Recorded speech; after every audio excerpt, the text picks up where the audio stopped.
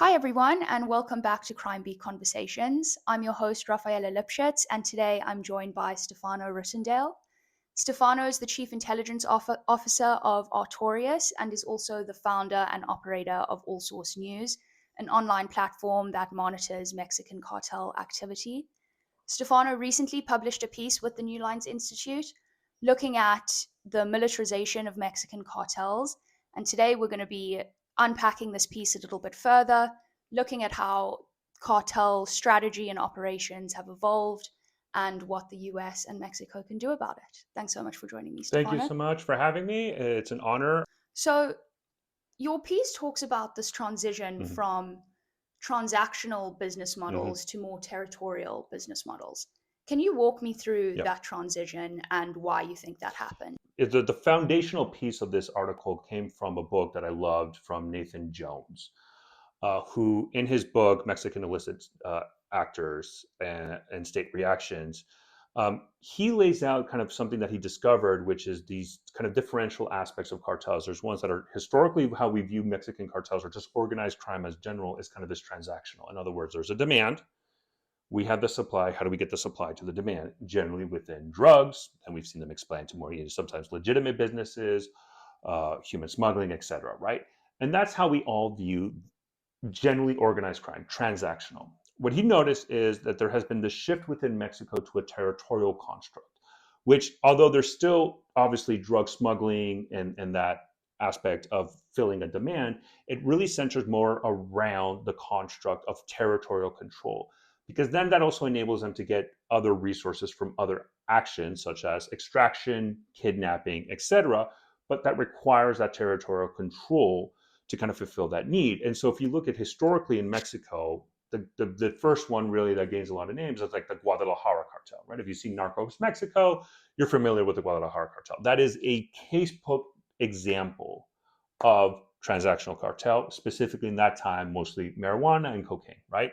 We get the products or we make our own product and then we ship it to the United States. And the business model around it is from a transactional piece. You have sales and the logistics, exports, money laundering, etc., that manages those kind of business transactions back and forth. What we've seen though, and specifically I think the last 10, 15 years and recently as well, is that we are seeing almost all Mexican cartels shift to a territorial focus. And I think the prime example is that the historical the Zetas cartel. And I think the Zetas cartels really kind of people understand them, they know their names, and if they don't, because they're very violent. They're a very violent cartel that was known for their brutality. But the reason why they did that brutality and the reason why they required that was because they were a territorial cartel. We need to control territory for our business model to be successful, and we require a militarized force in order to hold that territory. Even though they're pushing drugs, they still need that territorial aspect. And what we're seeing in Mexico is almost all cartels are shifting to a territorial centric model where control of territory is the most important aspect. And although they do have transactional aspect of their business model, the territory is the center and they fight to control that territory, either against the Mexican government, and they can do that either through violent means or more importantly through corruption. And now they get the government to kind of be on their side, or more importantly, against a rival cartel, because the rival cartel wants that territorial aspect of the control to expand their base of operation. And that's where we see a lot of the violence. And that shift to territorial control requires a militarized force in order to do that. And that's the kind of the shift that we're seeing in the business model. How has this transition changed cartel organizational structures and hierarchies and things like that? Yeah, and that's the key aspect that we're seeing is cartels are a pyramid, but the point is not that high up. And the reason why is because of the territorial model. What we're seeing is the factions underneath the cartel are the key players. And the reason why is because they had the territorial control. So what we're seeing is a spread of factions within cartels that have base of operations that they control with the territorial aspect, and then they hire like los sicarios or the gunmen to maintain that control. And then the models that we're seeing is now the overutilization, for example, of up armored vehicles. Now we're seeing, for example, the introduction of actual drone units within cartels. So CG&G, for example, has a drone unit, a very well-known drone unit that they leverage to conduct attacks against their rivals. And that's kind of the shift. Although they still have that business model, as I said in the beginning, export, import, money laundering, legal support, all that is still there. What we're seeing in the Mexican cartels really explode and change is the expansion of manpower. And just like any either insurgent group, private military corporation, or even military, maintaining a militarized force requires an expansion in gunmen and kind of that command structure. And that's what we're seeing in Mexico, where key players now in the plaza bosses under the cartels have a militarized force underneath them, and they have a hierarchy where then they have separate people and then gunmen and they have lookouts, etc. And so when you're looking at the Mexican cartels, if you're somebody, let's say, who has experience in counterterrorism or counterinsurgency from the Middle East, you look at these structures and you say, wait, this kind of rings a bell to my time in Afghanistan against the Taliban, or in Syria, right, against ISIS, where the structure is now not solely centered on the business model and the financial markets. It's more into the militarized force. And that's what we're seeing. And not only are we seeing an expansion in those gunmen and the control, but as I alluded to earlier, these specialized units, like the drone unit that CG&G has. Now we're starting to see all cartels have adapt same areas where they have now specialized personnel that are responsible for certain capabilities. And another capability that's really been very common in Mexico is the up armored vehicles. In Mexico, they call them monstruos or monsters. Those require dedicated personnel to kind of get the vehicles, manufacture them, and use them. And that's kind of this thing. And so the transition, although there's still a business model, now the main focus that we're seeing in Mexican cartel dynamics is on these factions that have the responsibility for the territorial control. Something you touched on in your piece was the concept of these cartels recruiting Colombian Mm-hmm. mercenaries, fighters with experience in Mm-hmm. Ukraine. What does this tell us about the evolution of cartel warfare? Yeah, so it's funny because literally, as the day of this recording yesterday, I released another case example of a Colombian who used to fight for the Ukrainian Foreign or International Legion, now being in the payrolls of Jalisco New Generation Cartel in Michoacan. I've seen cartels under the Mayo Zambada or Maito Flaco organization, specifically los Rusos, they're called the Russians, have Colombians. I've seen Carteles Unidos, based out of Michoacan, have Colombians. And it's kind of interesting. A lot of for some reason, I don't really have an answer yet, and what I'm looking into it is Michoacan seems to be kind of a hotbed of a lot of foreign Colombians that fought in Ukraine end up in Michoacan. But it kind of highlights something that we've seen in the past already in Mexico, just that this is now a greater opportunity for expansion, which is cartels have the money to hire, and mercenaries is one of the oldest professions out there, guns for hire. And so we've all seen the stories of, former American veterans fighting for cartels, all these other foreign nationals fighting. Now Colombians, have already been viewed as kind of the international mercenaries, right, around the world. Now Mexican cartels, because they have the money, they can do it, and they're targeting very much Colombian mercenaries and Colombians who fought in Russia, Ukraine, to bring them over to Mexico. And I think the reasoning is why is because they have combat experience, which if you look at cartel dynamics and the militarization of the force, I kind of alluded to this in my piece, they're not professional in the sense, right? They're not highly trained. And I want people to understand that cartels love to give this image of strength. They love to come out and say, look at our guns, look at our formations, we're very professional. That's just propaganda. They're not an effective fighting force. Even the Mexican military, 9 times out of 10, is way more professional and wipes them out. Do Mexican military personnel suffer casualties? Absolutely. Is there times where they're overrun? Absolutely. But the vast majority of the cases, the Mexican military is more than capable of handling Mexican cartels, even in cases where the Mexican military is outgunned. The reasoning is because cartels aren't trained and professionalized. And we haven't really, cartel members like to release videos of them training, but it's never going to be to the degree because I just think they don't have that institutional knowledge. That lack of training causes a degradation of combat power. And I think what the Mexican cartels think of is because they don't know how to train the force. It's just easier for them to hire people to come over. And maybe not even to train, just to have robust gunmen. And who better trained than somebody who fought in probably the most violent conflict in the 21st century, Russia, Ukraine, right? With the most high intensity combat, with the use of drones, with the use of all these other systems. And I think one of the key aspects of Russia, Ukraine is what we've seen the units down there, they have to improvise, they have to adapt because they don't have all these advanced capabilities. Cartels probably look at that and say, that's exactly what we want in our own formation. And so I think it's a way for them to fill critical gaps that they're not able to train and they don't have the institutional knowledge to train. So it's just easier for them to throw money at the problem And that just means, hey, if we find Colombians who fought in the international legion with Ukraine, let's bring them over to our side and we can use them as we see fit.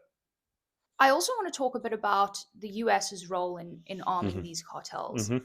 To what extent has the flow of American firearms helped militarize these Mm-hmm. cartels? And are there realistic steps that Washington can take to curb this flow? Yeah. So one of the interesting aspects to answer that question, let me give you a case example. I remember I was talking to, because I talked to a lot of open source intelligence accounts on X, formerly known as Twitter. And a lot of these accounts kind of focus on the Middle East, Eastern Europe, Africa, and some of the, especially like the non-state actors, right? And I remember one account kind of was kind of shocked that he said, "Wait, why do Brazilian gangs have access to these what we would call AMRs, anti-material rifles?" A specific example is an M82, which is a 50 caliber sniper rifle, right? Very powerful. Um, and he said, "Why do Brazilian gangs have access to these 50 cal rounds?" And then what he was saying is, you never see this in the Middle East. You never see this in Africa. I mean, you might not, you rarely even see it in Russia, Ukraine. So he's like, why do these Brazilian gangs have it? And I said, well, because that's the US market.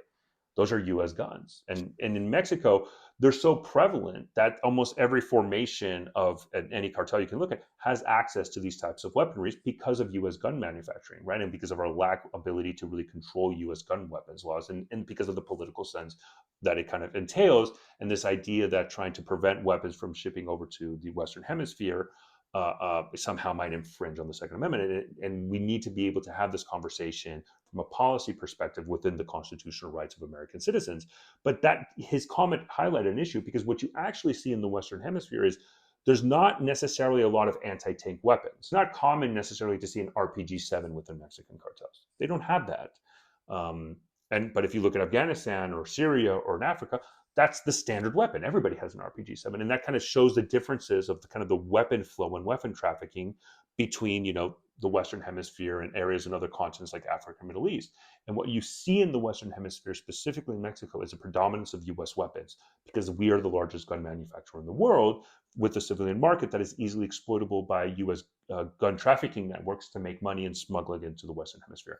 And this has been highlighted by multiple governments, not only Mexico, but even CARICOM, the regional organizations of the Caribbean, has highlighted this problem of the U.S. guns enabling gangs to outgun and overpower, local security forces. And Haiti is another perfect example of that. And I think that's what we see is that Mexican cartels really shape their armament policies around the United States. Yes, they pull from, let's say, Venezuela and other corrupt officials in the Western Hemisphere, in Mexico or Guatemala, El Salvador. They'll pay and get it. Obviously, they have weapon trafficking from other sources around the world, but their primary one continues to be the United States. And Mexican cartels have even adapted. So since they don't have access to RPG-7s, what you actually see them do is they'll grab these M82 50 cal rifles, put them on top of a gun truck, and they use that as almost like their quote unquote anti-tank capability. Seen them adjust their tactics accordingly, and that highlights the problem of U.S. gun manufacturers and trafficking that we really haven't been able to really clamp this down. And you've seen multiple administrations highlight this, trying to combat it, but it's just there's not enough resources. And my article argued was just as the United States rightfully identified fentanyl as being a huge not only health threat to Americans, but a national security threat. We need to do the same from our manufacturing and our guns specifically. And if we need a singular focus, let's focus on those one capabilities that should be addressed, which is these anti-material rifles, these M82s, right? The Mexican government sued U.S. gun manufacturers specifically because of this. The Supreme Court overruled it. I mean, threw it out because of U.S. congressional laws. But I think the ATF should have a mandate saying we need to dismantle these weapon trafficking networks from the United States that arm not only gangs and organized crimes around the Western Hemisphere, but specifically Mexican cartels, because they center around a lot of their armament and militarization on U.S. weapons. Just putting this sort of into the context that we're now living Mm-hmm. in with Trump's sort of, I guess, next phase of the war on drugs, Mm-hmm.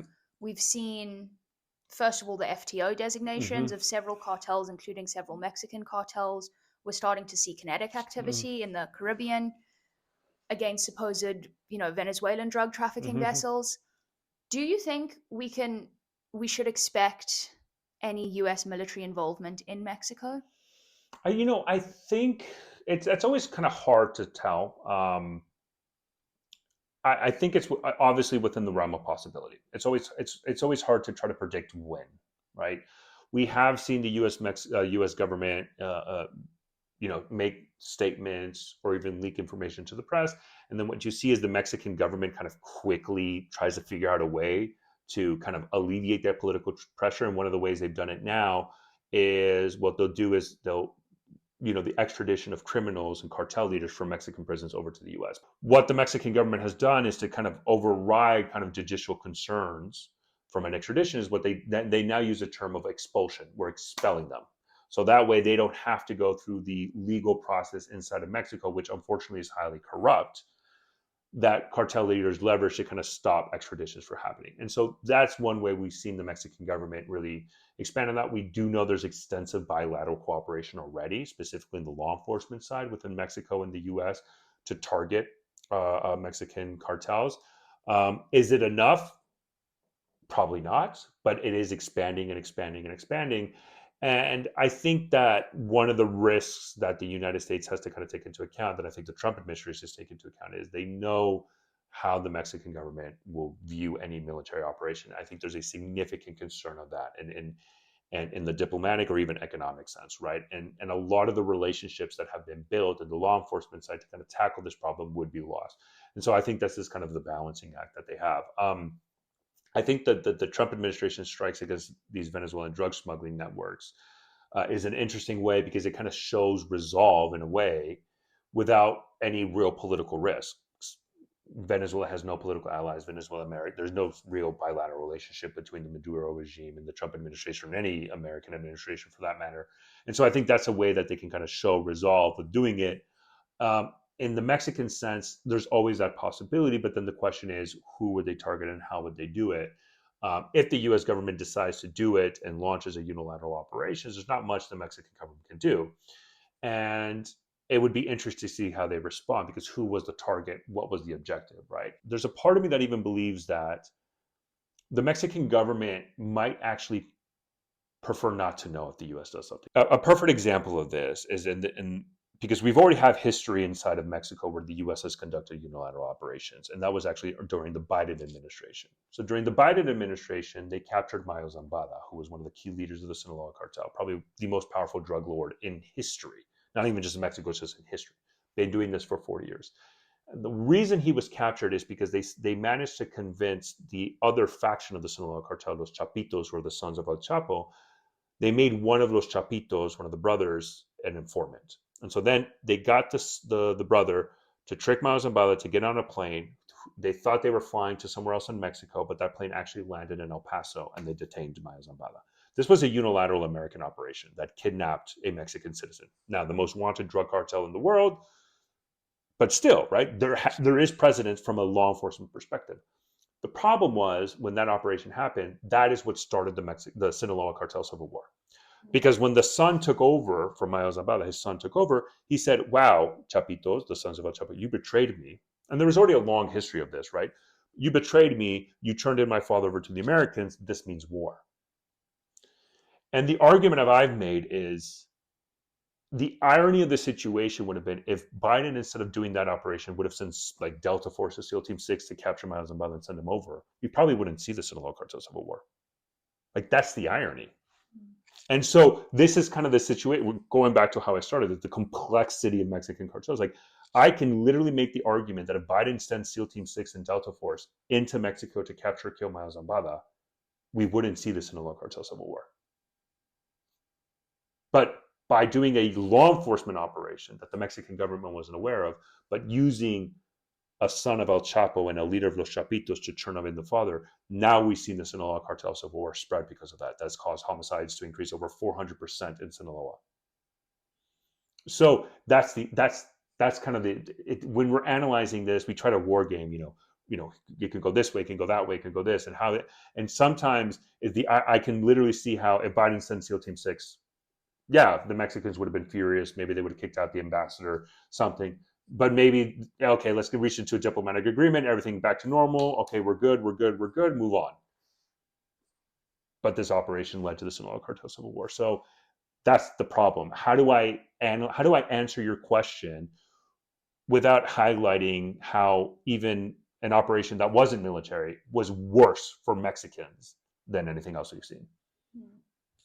Finally, I want to end on, in your piece, you say that there's still time, and you've mentioned it Mm-hmm. here, that the cartel forces aren't professionalized. Mm-hmm. They don't really compare to the Mexican Mm-hmm. military and nowhere close to the US military. If policy doesn't address these threats now, do you see those capabilities growing in a way that they do become a real threat? I think that's a huge risk. I think the next area we're seeing cartel capabilities jump significantly is FPV drones. They've been very isolated, but it's a matter of, I mean, I would even go far to say is months before that becomes widespread use inside of Mexico, and that's a problem because now they're in a territorial focus and their capabilities. Obviously, they need that capabilities jump to get there. The concern then becomes the aspect of state decay within Mexico.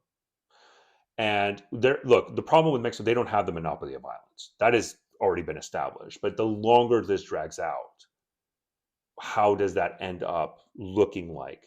Or do we see a situation like, for example, I don't think so, but we, I can't say definitively Mexico can't end up looking like Haiti. I can't say 100% that's never going to happen. I don't think it's likely, but I can't say it's never going to happen, right? And that's a significant concern, right? So you have that problem set. So in the capability wise, obviously you're always going to see these advancement, and I think FPV drones is a problem. We've seen Colombian drug trafficking organization already use narco submarines that are unmanned and use Starlink for navigation to smuggle drugs in, right? So you're already seeing these kind of leaps in capabilities.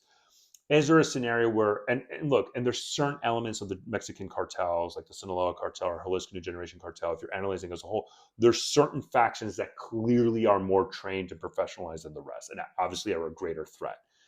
Now, can they ever get to the point of, like, let's say Mexico and the United States? Not necessarily, but that's not where I would say the concern. The concern is more the longer these groups entrench themselves in the territories, the longer they're able to corrupt government officials, both at the local, state, and federal level, and the longer they're able to operate with impunity. That's where I see the problem, and then just the overall state collapse. Right? For example, in Durango, a Mexican state, that is almost wholeheartedly controlled by one faction, the Maito Flacos. It's called Las Cabreras. The Durango State Police doesn't mess with those Cabreras. I have videos of the Cabreras, this cartel, right, faction, driving past state police checkpoints and they wave at each other, right? That's the problem. And so that causes state decay, that causes almost like collapse because there's a sense of impunity. That's where I'm concerned about. That becomes normalized across Mexico, and then Mexican populations no longer view the Mexican government as a legitimate body. And look, I'm not making the argument that cartels have any interest of overthrowing the government. That's not necessarily the case. They need the government in some way, shape, or form for a lot of their own operations. But that lid of state failure and decay has a lot of unforeseen circumstances. Do we see, for example, something like Haiti, or is that gives the rise to authoritarian practices, right? Because now Mexican populations doesn't feel safe and secure because of the rise of rampant criminality. And does that give the rise to authoritarianism? We've already seen Mexican society in many ways, shape, or form accept violence in their country without any necessarily political pushback. And like I made this argument where you'll see, people talk, well, if you go to Mexico, as long as you don't mess with the cartels or the gangs, you're fine. And so what that implies is if you see, for example, a dead body in Mexico, dismembered, and unfortunately a very common occurrence, inherently the reaction you hear from Mexican society is, oh, well, he had to be involved. But that comment confirms there's no sense of rule of law. The rule of law is broken down. It's become accepted. Oh, you were killed? That means you had to have been a cartel member. You had to have been involved in cartel membership. And so it's already been an accepted outcome within Mexican society. That, I think, is a huge concern. And the capabilities aspect, yes, they're advancing. Yes, they're becoming a problem. Yes, it needs to be addressed. Because it's the further capabilities they expand and the further they're able to advance those capabilities, the harder it is to defeat them and to degrade them. But what it's missing is also the second order effect within the notion of just the agreement within as a society. that is being broken down, that is collapsing, and I'm not seeing any real effort to properly address it. And if we're not able to address that capabilities piece, if we're not able to address the militarization of Mexican cartels and have our laws and foreign aid geared towards combating that specifically, not just the drugs, just a wholehearted approach on Mexican cartels, we're never going to be able to address the second and third order effect that I laid out earlier. Well, Stefano, thank you so much for joining me today and having this important conversation. And thank you, everyone, for watching this episode of Crime Beat Conversations. Be sure to check out Stefano's piece with the New Lines Institute, which will be linked below, and stay tuned for more. Thanks, everyone.